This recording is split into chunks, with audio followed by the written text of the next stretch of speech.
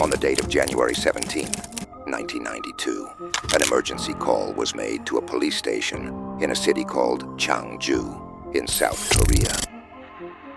The call was from a very scared girl.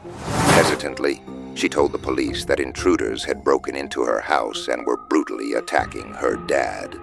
Upon hearing this, the South Korean police rushed to the girl's house. When they arrived, they saw the door was open. The police slowly entered the house, finding items scattered everywhere. In one room, they found a girl crying in a corner. Right in front of her lay a man. When the police examined the man, they saw that he had been brutally stabbed and was no longer alive. What had happened in that house that resulted in a man's life being taken so brutally? That's what we will discuss in this video. So, let's get started. When the police entered the room, they saw a girl crying. They asked her who she was, and she said, "I am the one who called you."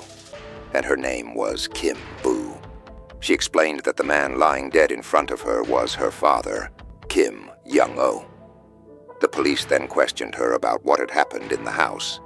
She said that intruders had broken into their house that night and were stealing valuable items. At that moment, her father saw the intruder and tried to stop him. However, the intruder attacked her father with a knife, repeatedly stabbing him until he died, and then fled with the stolen items.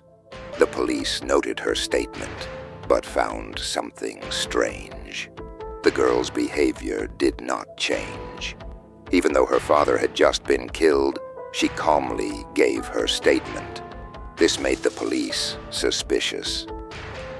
They searched the area around the house but did not find any evidence indicating a forced entry into the house. They checked the CCTV footage, but there was no evidence showing anyone from outside entering the house. The police began to suspect the girl and found the murder weapon at the scene, which had fingerprints on it. The police collected the fingerprints and left. Let me tell you that in India, the police do not have everyone's fingerprints and DNA samples.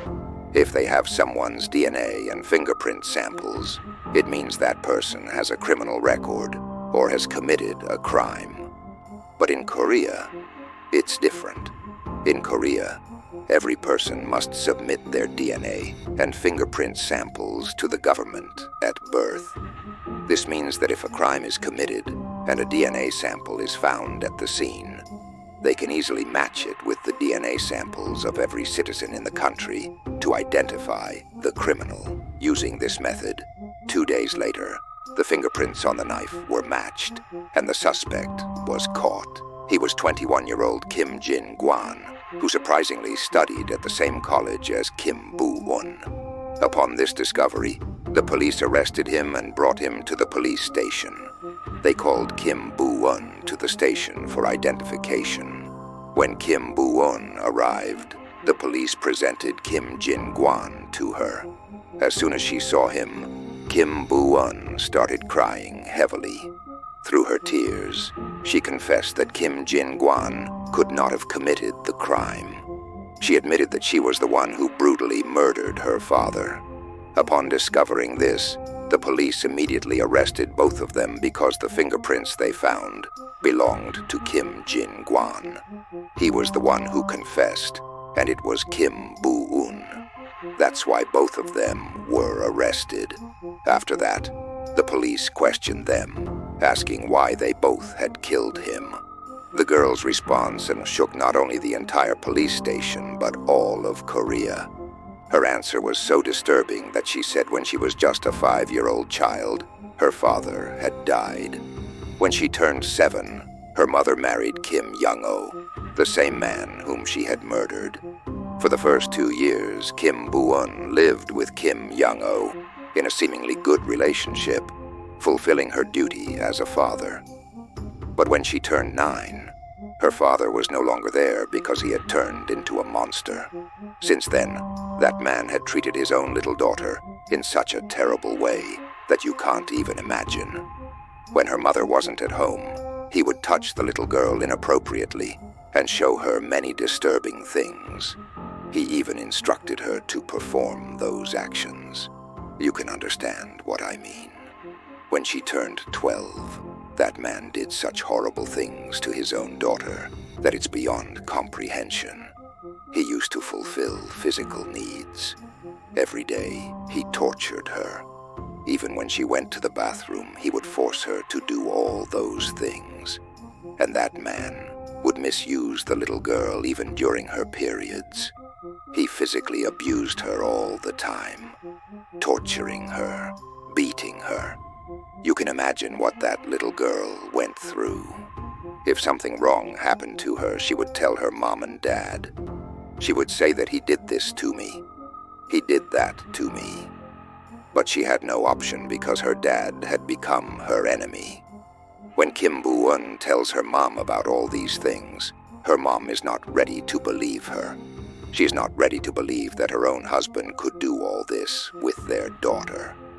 But one day, when Kim Bu-eun's mom sees this happening, she tries to file a police complaint. But Kim Young-oh threatens her, saying that if you file a police complaint, I will kill both you and your daughter. Kim Bu-eun's mom had filed a complaint twice before, but it didn't help because Kim Young-oh works in a high position at the Korean law office. All the police officers were in front of him, so nothing could be done. When Kim Bu-eun starts going to college, she meets Jin Wang there. He was a very nice guy, and they both fall in love with each other. They enter into a deep relationship.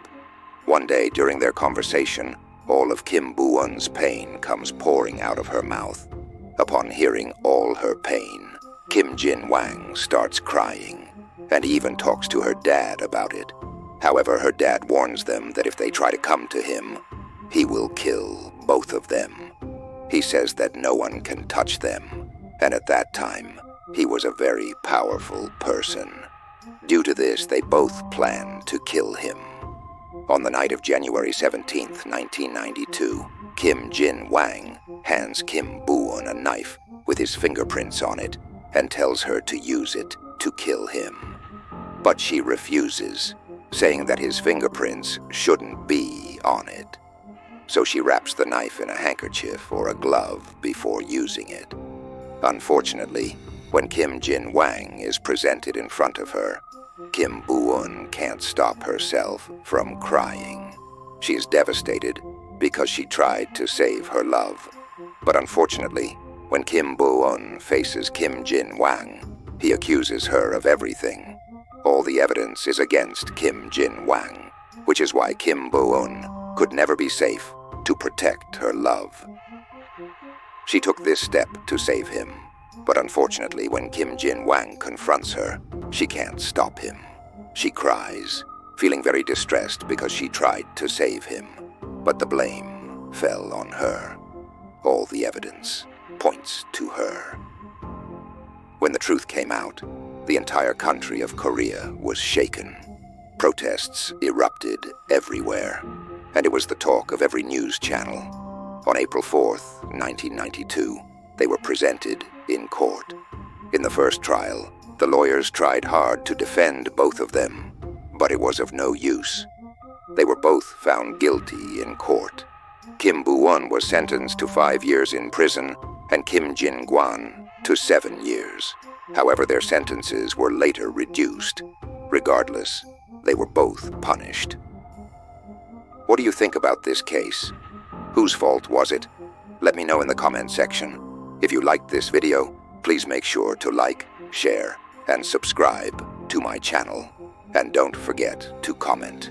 I eagerly await your comments, just like I do my girlfriend's messages, and I reply to them immediately. Until then, take care of yourself and your family. See you in the next video. Bye-bye.